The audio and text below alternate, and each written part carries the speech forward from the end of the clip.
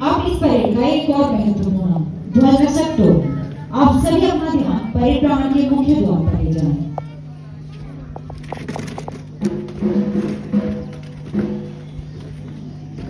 राष्ट्रीय ध्वज रक्षक टोल